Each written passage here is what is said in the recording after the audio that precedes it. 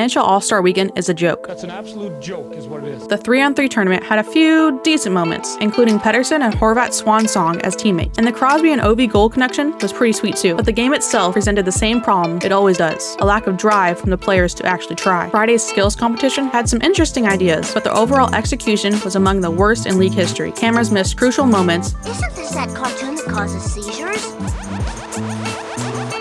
Events bordered on overly complicated, and even the simplest events seemed to drag out at a snail's pace. It felt like a 3-hour YouTube video trying to get 100% watch time with all the back and forth. I understand that All-Star Weekend is geared toward a much younger audience, but considering one of the most highly advertised competitions was built around a round of golf, the league could probably use that reminder themselves. As someone with a marketing degree, the NHL didn't follow marketing rule 101, have a target audience, which they clearly didn't hit. If it was for kids, don't make references to 20-year-old plus movies, and put the mascot game on TV. Let's be honest, hockey players may not have very much personality, but NHL mascots are professional entertainers. Luckily, as someone with as short of an attention span as a 7-year-old, I feel like I'm fully qualified to tell the NHL how to fix their event. Here are 3 things I think that could fix All-Star Weekend. First, less watching and more competing. The biggest issue facing the entire weekend boils down to getting players to care about competing. More and more players are opting out of events just to sit on the bench and watch, and that's the real problem. The skills competition used to involve a lot more players competing in events like relay races, 1v1 matchups, and elimination shootouts. Perhaps the best way to increase the number of competitors is to convince more specialists from teams to compete in events, have the absolute hardest shooters, fastest skaters, and most entertaining breakaway artists in the league just for the first day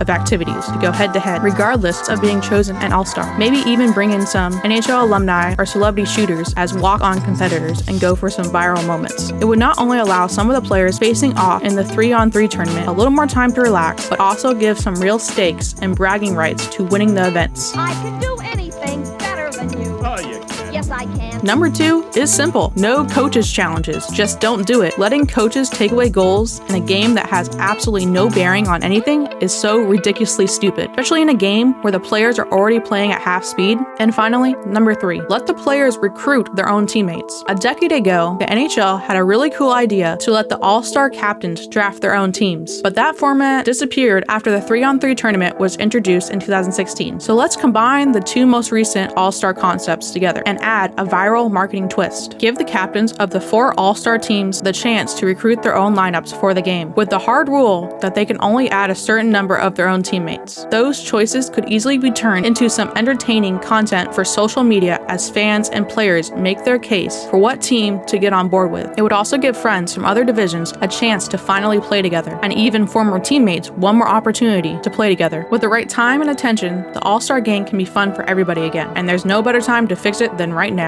Let us know how you'd fix the All-Star game in the comments down below. Thanks for watching, and go Ducks!